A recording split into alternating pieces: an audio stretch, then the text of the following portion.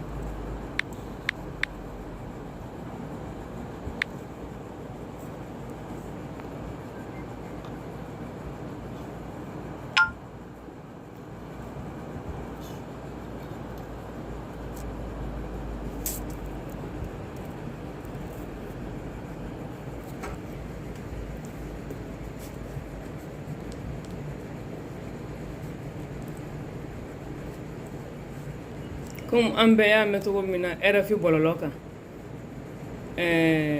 ministre des Affaires étrangères nigérien, a bola a ko kolutina jenai, ko mercenaire kana, oluka sous région konana,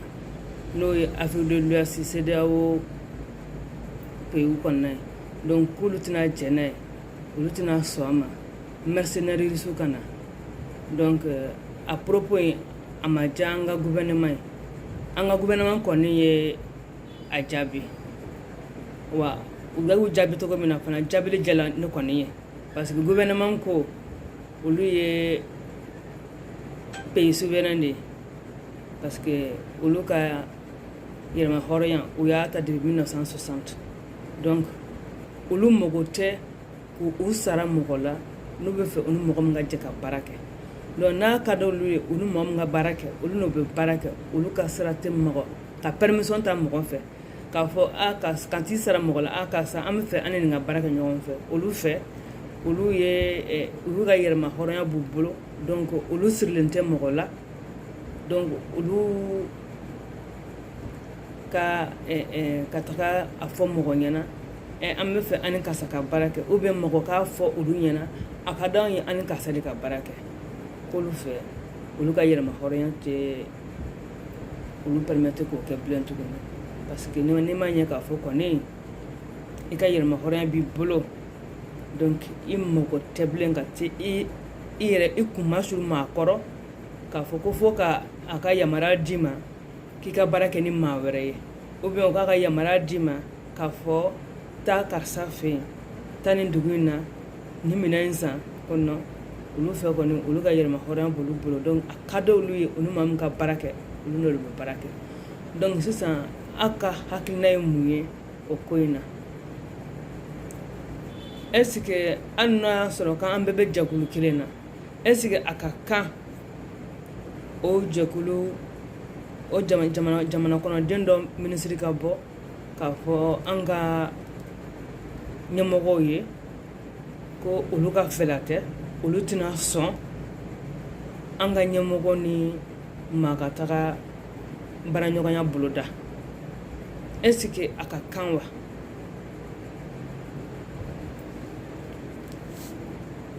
donc a bɛ weleli kɛ k'a ka hakilina di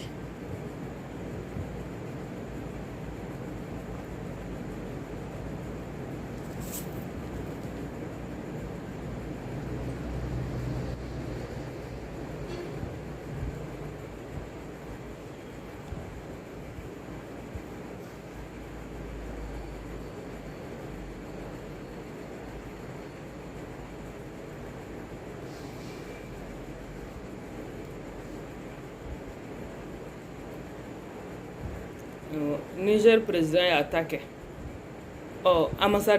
Niger ambassade wulila ka kangari d'a ye an ma kil'o la fɔlɔ yɛrɛ ministre des affaires étrangères fana ye dɔ fara a kan Mali ma kɛ sunsiɲɛ sa wa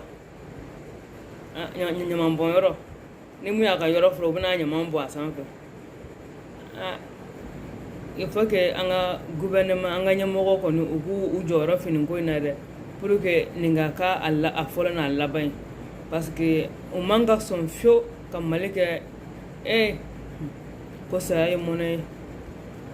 bamananw kuma ye tiɲɛ dɛ ko saya ye mɔnɛ ye sinon Modibo Keyita a y'a ka yɛlɛma hɔrɔnya ta waati min na a ye tubabuw gɛn ka bɔ Mali kɔnɔ k'u ka taa k'ale b'a yɛrɛ ta ka tubabuw gɛn ka bɔ Mali kɔnɔ pepu k'a sɔrɔ ka a ka armée malienne k'o sigi a y'a sigi 20 janvier o de kama 20 janvier an bɛ armée ka fête k'o la sabula Modibo y'a ka armée a y'a sigi sen kan 20 janvier k'a tila tuguni a ma mɔgɔ ɲininka dɛ a ma faransi ɲininka a tilala tuguni ka taa se irisiw de ma ko irisiw kana ale dɛmɛ k'a ka armée k'u former k'a tila tuguni irisiw k'ale dɛmɛ k'a ka armée k'a équiper o de kama Modibo a ye kɛlɛkɛminɛn fɛn fɛn san a fanbɛ bɛɛ sɛnɛ irisiw de fɛ wa irisiw de nana fana ka na an ka sɔrɔsiw former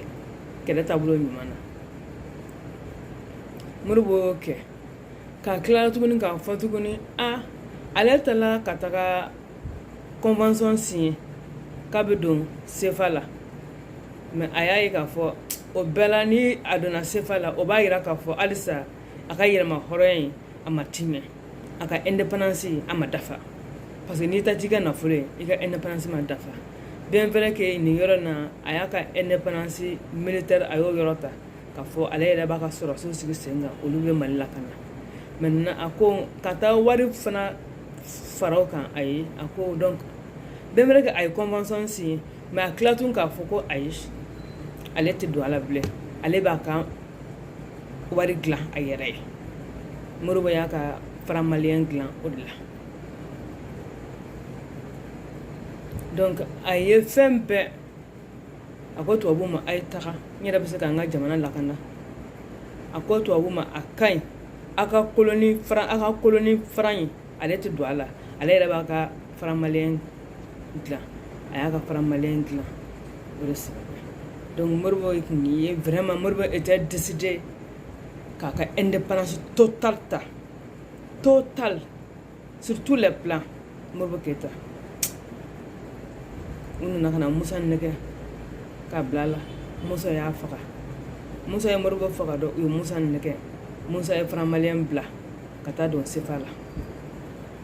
CFA dun filɛ nin an ta t'an ka wari ye dɛ ayi n'an ko bi k'an mago bɛ quantité mun na n'o ma bɛn faransi ma quantité min ka di faransi a b'o de dilan k'o di anw ma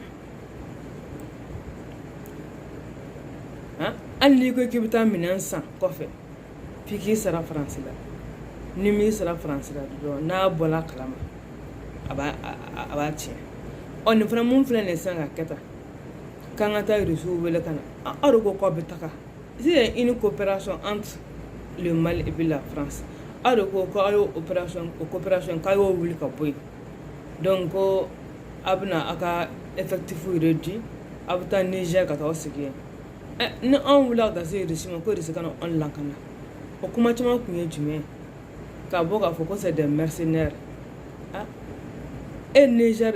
ministre des affaires étrangères e b'i ta k'i pan ko k'aw tɛna sɔn o ma aw tɛna sɔn o ma komi n'a fɔ ni Mali ye Niger ye cercle de ye wa ou bien n t'a dɔn a région dɔ de don ale bɛ se cogo jumɛn k'o fɔ bɔlɔlɔ sanfɛ ten k'a sɔrɔ a man ka ɲɛmɔgɔw ɲininka a n'an ka ɲɛmɔgɔw ma sigi ka fɛn fɔ ale b'a dɔn k'o fɔ ten nɔ komi n'a fɔ ni Mali bɛ Niger ka mara de kɔnɔ donc a bɛ bɔ an bɛ bi baro sigi o de kan bi ni Niger président ani Niger ministre des affaires étrangères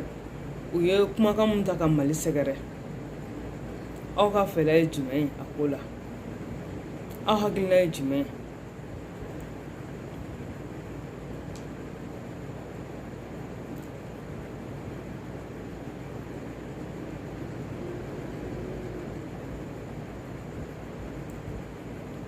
a b'a partager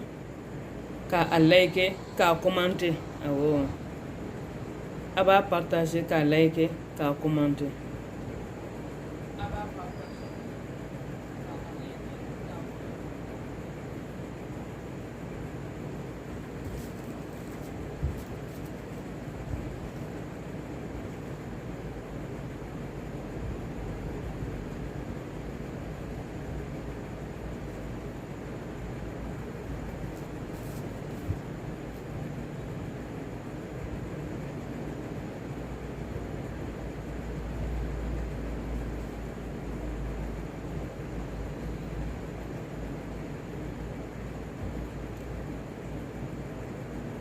Bonsoir.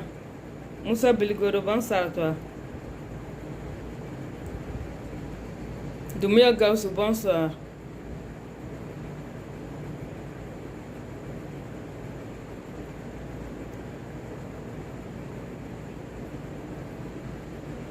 Oh, Aya partagé, Aya partagé.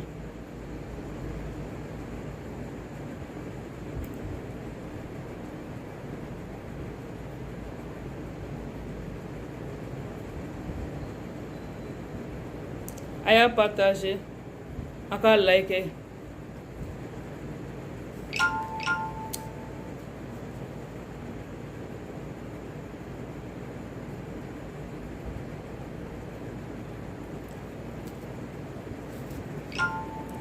A bɛ se ka weleli kɛ k'a ka hakilina di.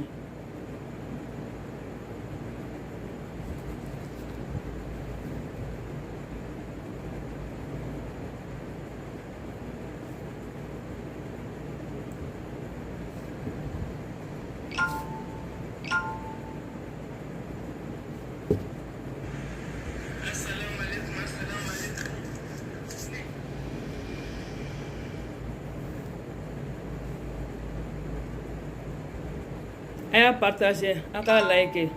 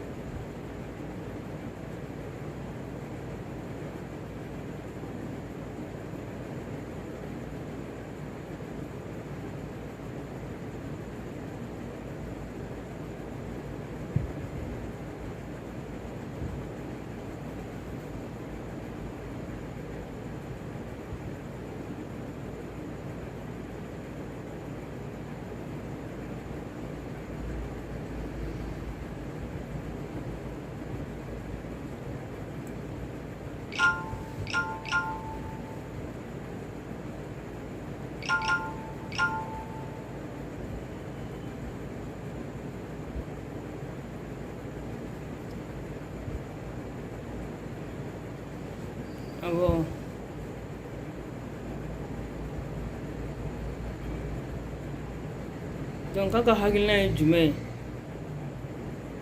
Niger président n'a ka ministre des affaires étrangères u ye kumakan ta ka Mali ɲɛmɔgɔw sɛgɛrɛ kɔda tolu kɔnɔ ko Mali bɛ Niger ka mara de la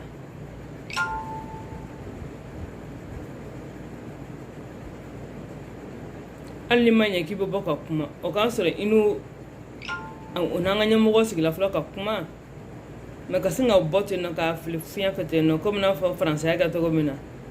donc olu ni faransi hakili la ko Mali bɛ ka mara la faransi ɲinɛna k'an y'an ka indépendance ta mais quelque part aussi faransi fana jo don parce que n'an ka ɲɛmɔgɔ bɛ t'u kunkolo siɲɛ faransi kɔrɔ jagoya tɛ faransi k'a fɔ k'a bɛ i bana in ɲini an n'an ka kokɛtaw bɛɛ tɛ yan sinon Modibo y'u gɛn ka bɔ Mali kɔnɔ yan dɛ Modibo y'u gɛn kɔsɔ ka taa irisiw wele ka na u kana a ka sɔrɔsiw former ka tila ka kɛlɛkɛminɛn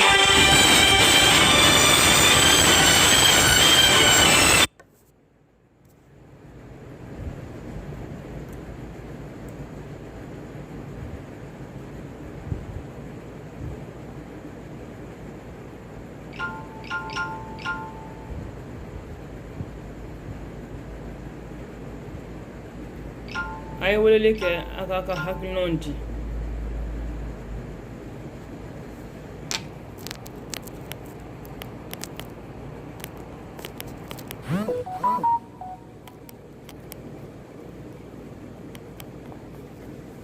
a ye weleli kɛ a k'a ka hakilinaw di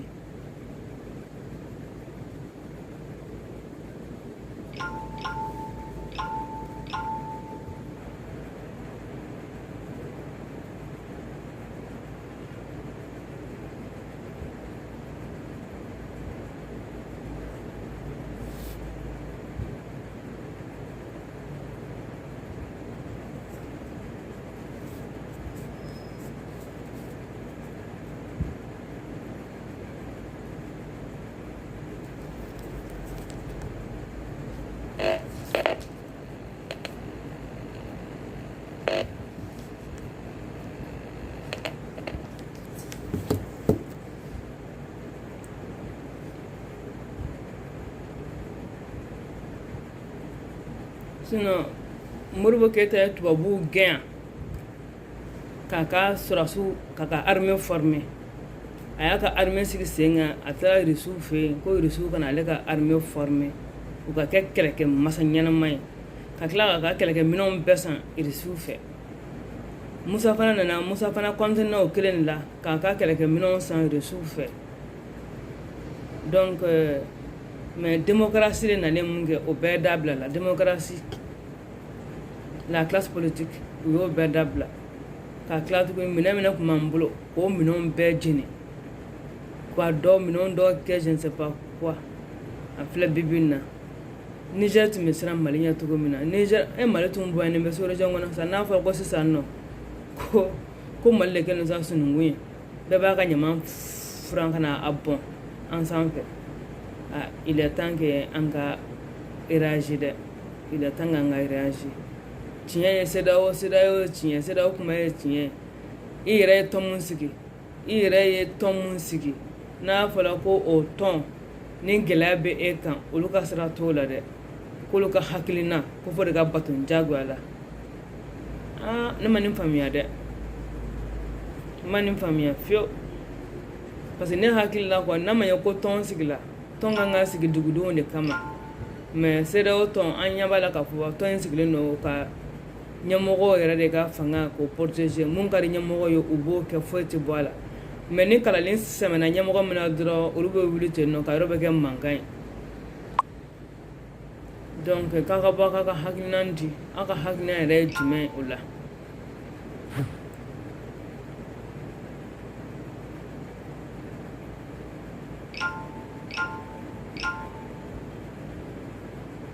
parce que n'an ka ɲɛmɔgɔw ma nin ko in fɛngɛ kosɛbɛ n'u u kɛlɛkɛ farida nin ko in na a bɛ kɛ laada de président mana wuli u b'u da sago fɔ Mali ma ministre fana mana wuli u fana b'u da sago fɔ Mali ma o tuma Mali ma kɛ sunsun ye sa wa ɲaman bɔnyɔrɔ bɛɛ min n'i ka ɲaman bɔn a kan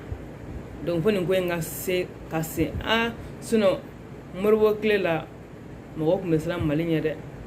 o Modibo de ye convention caman bɛ Modibo y'a signé Modibo ye caman décision ta CEDEAO création yɛrɛ a kɛra Mali de la yan nɔ a sigila Mali de kɔnɔ yan fɔlɔ ka sɔrɔ ka président tɔw ladɔnniya olu ka sɔrɔ ka don a la n'a fɔra bi ko parce que an ka armée classe politique kab'u nana dɔrɔn de 92 à aujourd'hui u y'an ka sɔrɔsiw u lafuta ka kɛlɛkɛ minɛn t'u bolo u ma former donc u affaibli carrément sisan a filɛ ɲɛdɔn bɛ ka kan na ala kan an kisi ka n'a cɛ janya n'an n'an sigiɲɔgɔn sera ɲɔgɔn ma sisan nɔ militairement est ce que an bɛ se k'an yɛrɛ defa sinon Burkina ye i si filɛ Mali la yan nɔ an y'a yira Burkina b'o la k'a fɔ ko y a pas match oui parce que Musa kun kɛlen don ka minɛnw san ka kɛlɛkɛdenw tun former nɔ ka ɲɛ kosɛbɛ an y'an Burkina na ka bi si filanan Musa ko han k'an b'a ɲɛdɔn de ko Mali ye cɛfarindugu de mais depuis ko démocratie nana min kan dɔrɔn o y'an ka sɔrɔsiw bolo ko k'a bɔ fɛn bɛɛ la u tɛ former kɛlɛkɛminɛn yɛrɛ min tun b'u bolo o bɔl'u bolo o yɛrɛ kuma tɛ kurama na sinon n'o tɛ Niger président ka bɔ ka nin fɔ ne ni tun ye Musa Tarawele tile ye da wɛrɛ tun b'a lakale président ka bɔ k'a da sago fɔ ministre fana ka bɔ k'a da sago fɔ jamana kuturu ma mais a bɛ faamuya comme le président n'a pas été il a été mal élu donc il cherche à faire plaisir à la France donc a bɛ bɔ ka ninnu fɔ quoi a n'a ka ministre parce que o de don ni mun ka di ɲɛmɔgɔ ye dugumamɔgɔ b'o de kɛ o donc mun ka di président parce que ne ye ministre ye farinya ka nin fɔ parce que a y'a ye a ka président de ɲɛ kan président bɔra k'a kuma donc ale fana bɛ bɔ k'a sɔn ji la k'olu tɛna sɔn olu tɛna sɔn komi n'a fɔ n'an m'olu ɲininka est ce que an ka olu ka sɔn n'u ka sɔnbali an ka sira b'o la ne y'o de fɔ président colonel Assimi Goïta ɲɛna civil ka sira o bɛ faamuya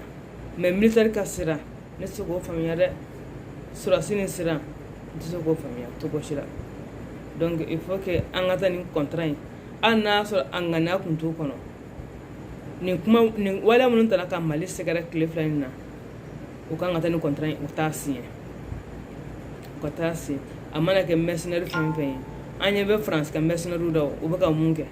depuis France nana n'u y'a san 8 u ye mun de kɛ Mali kɔnɔ don o don dɔ de bɛ fara jihadiste nombre kan don o don dɔ de bɛ fara jihadiste nombre kan vidéo bɛ ka circuler fan bɛɛ fɛ an ɲɛ bɛ jɔw la bɔlɔlɔw sanfɛ an ɲɛ bɛ jaw la bɔlɔlɔw sanfɛ u b'a la ka rebelle u b'a la k'u former u bɛ ka jihadistes former marifacicogo la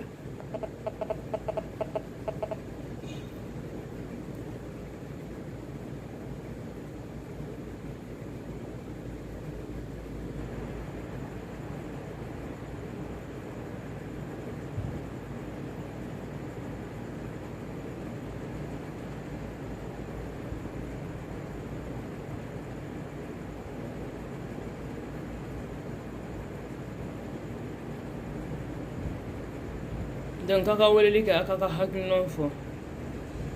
baro de sigilen filɛ nin ye an ka gɛrɛ nin ye yan quoi donc an bɛ baro de kɛ yan nɔ donc a bɛ bɔ a b'a ka hakilinaw di aw ka hakilina ye jumɛn ye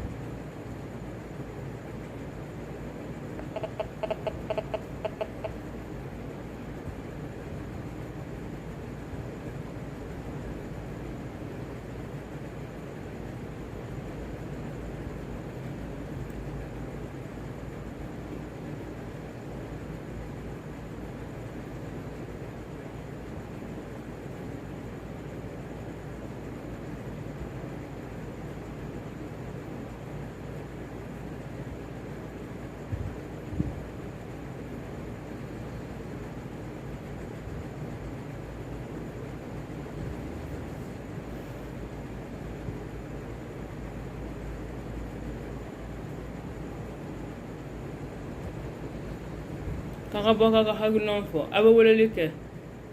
00 223 84 82 65 83.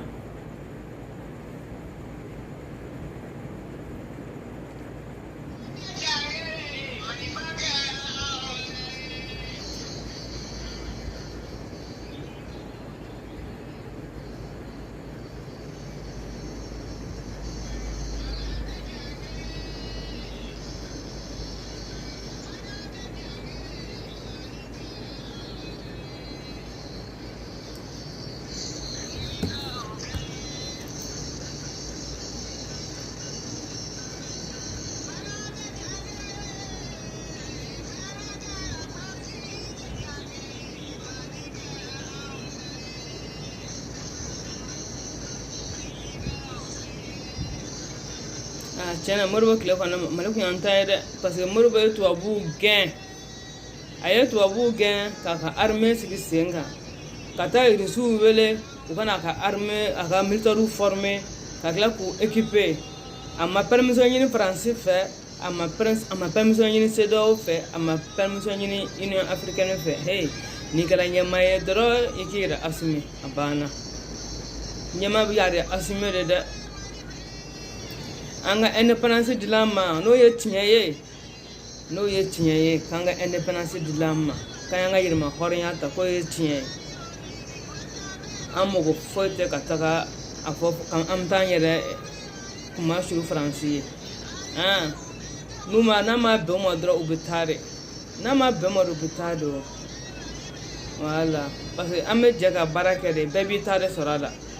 donc olu sogo tɛ se ka kɛ ayi an ka hɛrɛ bɛ mun na an b'o de kɛ voilà an ka hɛrɛ mun na an b'o de kɛ donc Niger ministre des affaires étrangères ale tɛ se ka anw bali k'an ka taa baara kɛ ni maa mun ka d'an ye a kɛra mercenaire ye sa o a kɛra fɛn fɛn ye ale tɛ se ka anw bali o la cogo si la n'o ma bɛn o ma dɔrɔn an bɛ bɔ CEDEAO kɔnɔ de siɲɛ kelen an b'an yɛrɛ ta oui an bɛ bɔ CEDEAO la an b'an yɛrɛ ta Mauritanie tɛ nin ye de Mauritanie tɛ CEDEAO la o donc f'a ka walawala de quoi bɛɛ k'i place dɔn quoi voilà bɛɛ k'i dan fana dɔn c'est pas parce que bi gɛlɛya bɛ anw da la bi ko Niger ministre des affaires bɛ bɔ ka panapanakan fɔ an ye voilà n'olu yɛrɛ ka sɔrɔsiw yɛrɛ bɛ n'olu ka sɔrɔsiw yɛrɛ ye cɛ ye est-ce que olu ka sɔrɔsiw kan ka se ka lajɛ yɛrɛ maa mun bɛ jama jɛ ka vote namara k'i sigi fanga na bɛɛ b'a dɔn Niger élection kɛra cogo min na bɛɛ b'o dɔn mais est-ce que Mali ɲɛmɔgɔw kuman'o la Mali ɲɛmɔgɔw ma kuma o la mais an y'a ye Isufu ye élection namara cogo min na pour que ka se ka Bazoum sigi fanga na bɛɛ y'o ye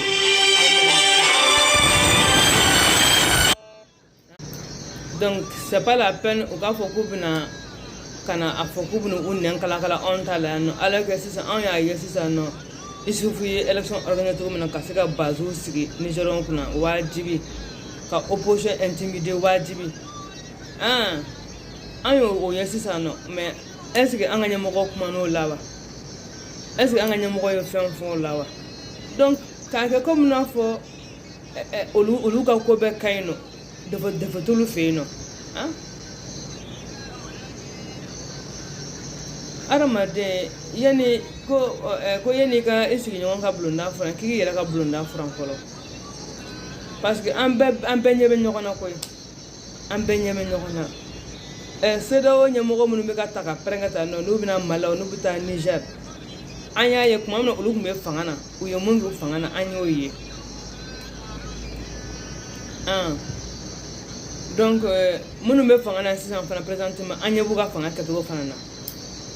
ale Bazoum kɛngɛ b'a nɛn kɛ kala Mali kunna ne ale Bazoum ale sigira cogo min na fanga kunna ale ɲinɛn'o kɔ donc ale ɲinɛna u ye namara mun kɛ ka Nigériens ka voix mun suyɛn pour que ale ka se ka sigi fanga na donc ale bɛna fɔ ale ɲinɛn'o kɔ parce que n'i i b'i da don jamana wɛrɛ ka kow la quoi o ka sɔrɔ i yɛrɛ ka jamana kɔnɔ fɔlɔ cɛ kilen kilen i jɛlen no pal pal pal mais e jɛlen tɛ e ye élection namara sisan nɔ k'i sigi fanga na e bɛ tila k'i bɛ dɔ bɔ anw fana ma ka tila tuguni ministre des affaires étrangères fana avec fierté quoi ale bɛ bɔ ka kuma ale t'a dɔn k'a fɔ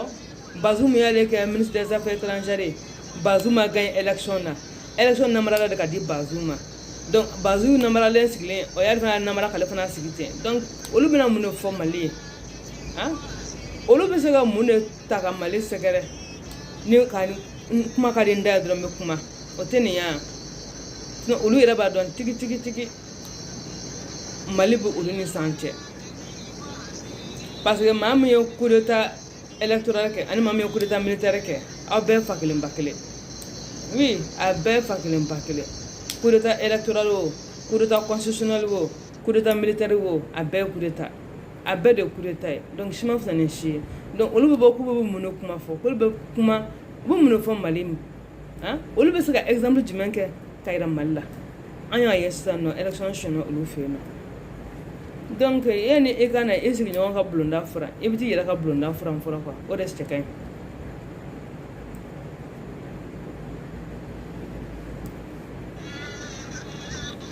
donc il faut que an ka ɲɛmɔgɔ u k'u u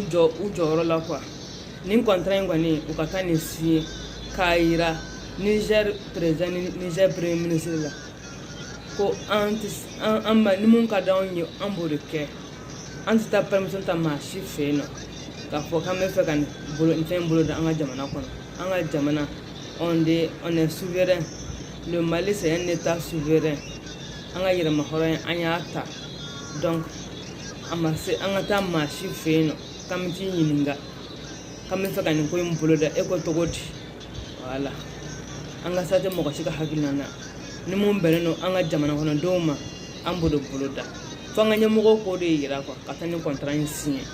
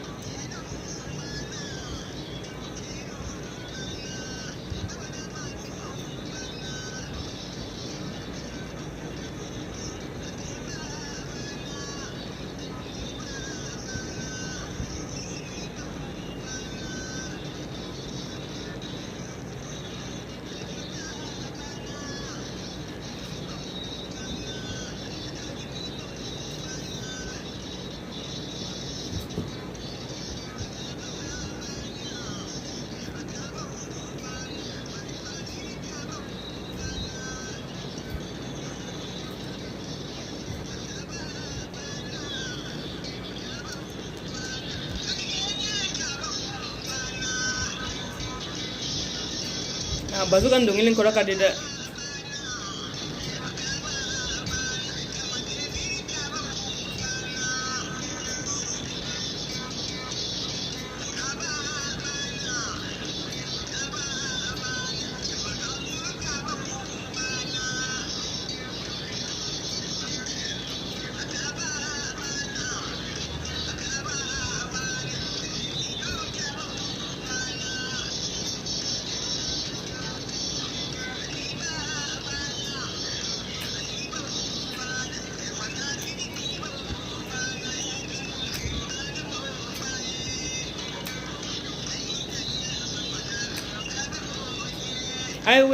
ay wala leke akaka hakilon di ay wala leke 00223 84 82 65 83 ay wala leke whatsapp kan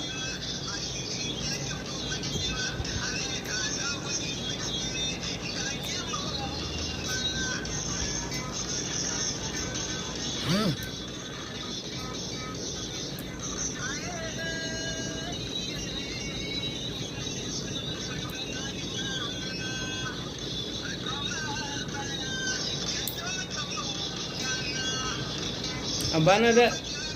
janjo don bako ko bana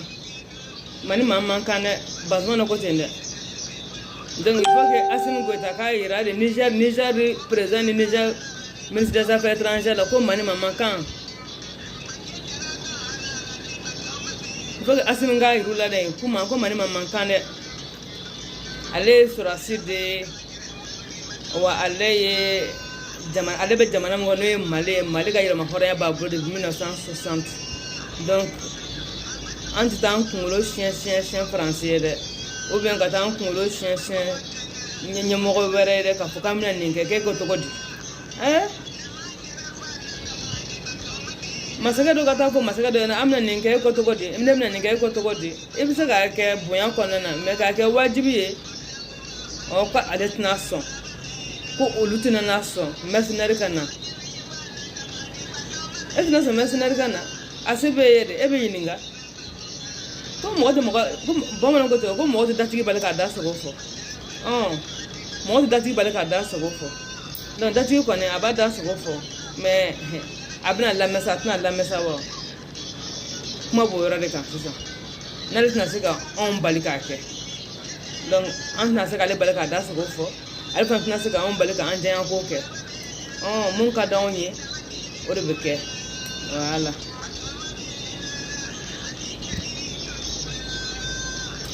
comme olu fe no olu ka sa to ka dugudona ni mun ka do le olu bo de ke sinon no te bazu mo ke Niger président yere parce que Niger on ma voté Niger on votera mami be bodo bazu yere bodo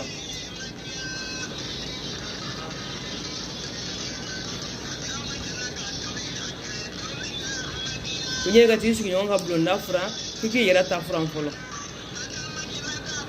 ne e parafinano an hakilla ko toujours sur yon ne tenu manke sino an ta ko ni o donne no ka ban an be manke voilà parce que ne j'ai président ka yininga ala hakilla ko mo gota kalama comme lui il est venu au pouvoir ne le yininga dro ala refe an ta don ala na to na fangana kasuro an be yayi uya annamara to na kale sigi fangana ministre bo kan kuma info kuma na fo na na to yininga de ngoni be yininga de ibo ki ga hakinanti e ma yininga e bo ka kuma o tembe kuma ka kuma ka dinye me kuma ba den ta ndai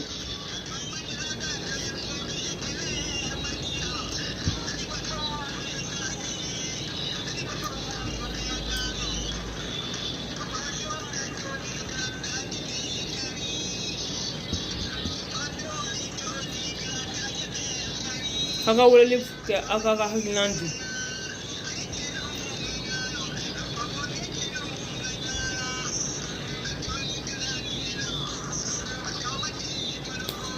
kaka wala ka aka ka hakinanti nya la ko la singa emission na be sena mo ko te wala ke ki hakinanti mais ni émission bana kuma wala de o kuma mo ko so ka wala damine donc mbo a fo mo ko nyana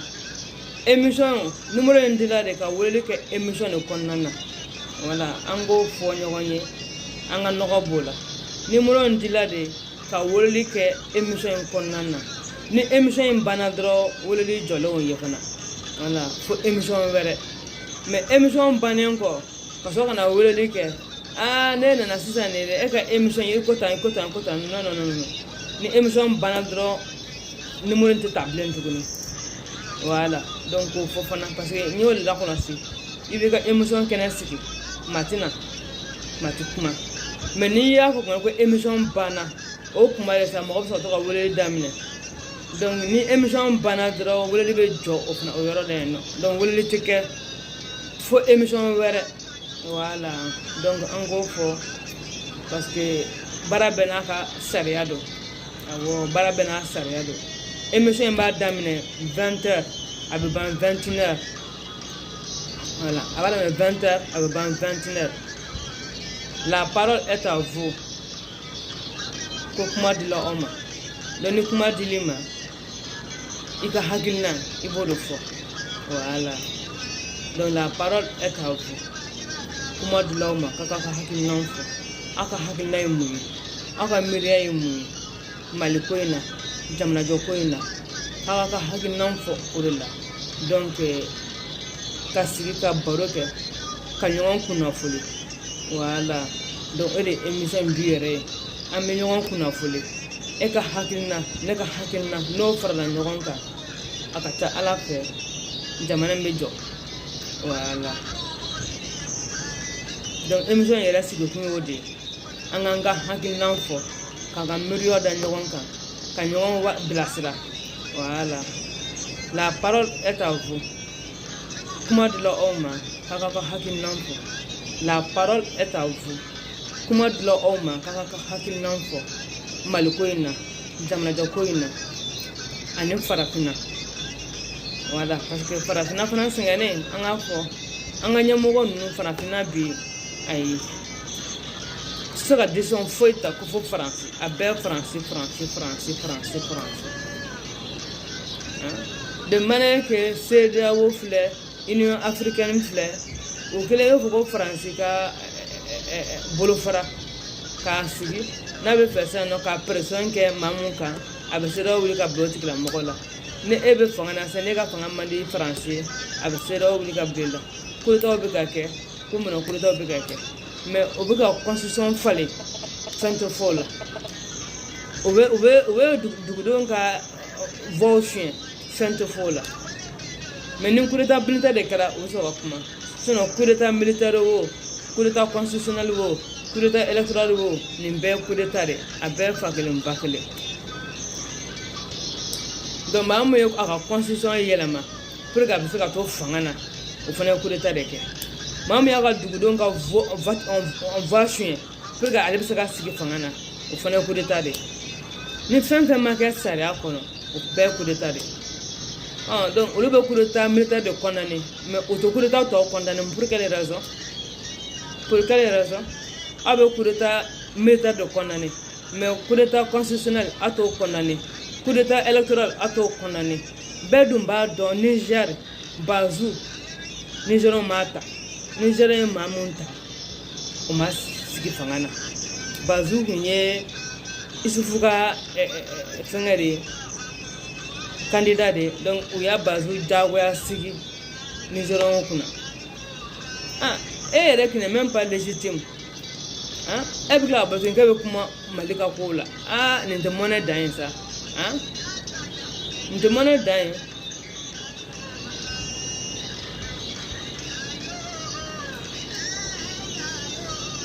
donc émission kɔni a waati sela c'est de 20h à 21h donc la parole est à vous ko kuma dilaw ma k'a ka hakilinaw fɔ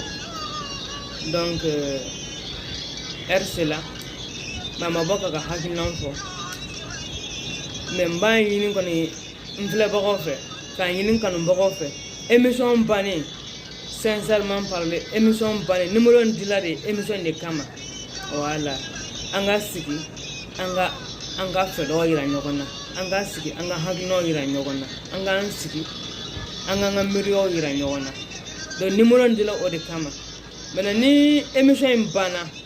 de grâce mɔgɔ kana numéro nin wele parce que a ma di ko ka weleli kɛ en hors de l'émission mais a dira ka weleli kɛ pendant l'émission voilà numéro in dila de ka weleli kɛ émission in kɔnɔna na mais numéro ma di k'i ka weleli kɛ ni émission banna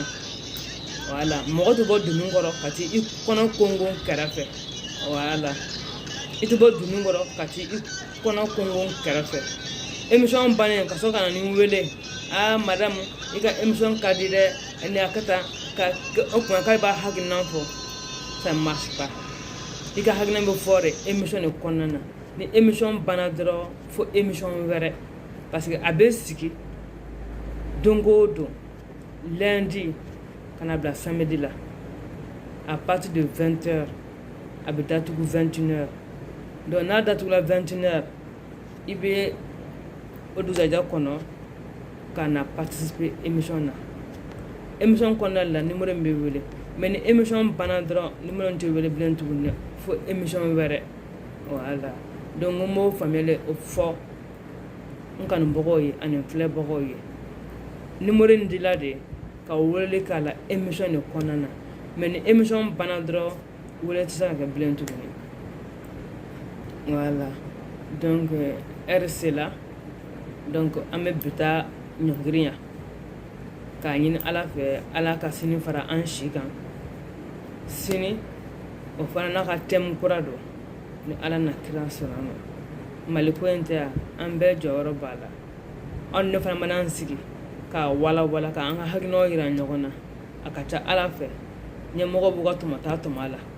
o parce que bɔlɔlɔ kan na kuma de don donc bɔlɔlɔ n'i ye kuma bila bɔlɔlɔ kan dɔrɔn bɛɛ b'a ka tɔmɔta sɔrɔ a la donc faamuyali bɛ sɔrɔ a la ten togo la de e hakilina ani ne hakilina n'a farala ɲɔgɔn kan a ka ca ala fɛ mali bɛ se ka jɔ n'o de ye o ka fisa k'i sigi k'i da t'a la k'i sen t'a la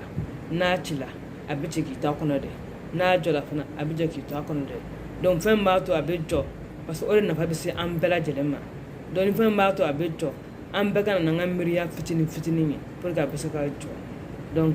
ne ye nin émission in sigi sen kan pour que bɛɛ k'i ka hakilina di bɛɛ k'i ka fɛla fɔ jamana bɛ se ka bɔ bolo la cogo min na donc o de kun don donc n bɛ n filɛbaga bɛɛ fo k'an kanubaga bɛɛ fo bi RC la donc an bɛ bi taa ɲɔngiri yan ala ka sini dɔn an garisigɛ la donc assalamu alaikum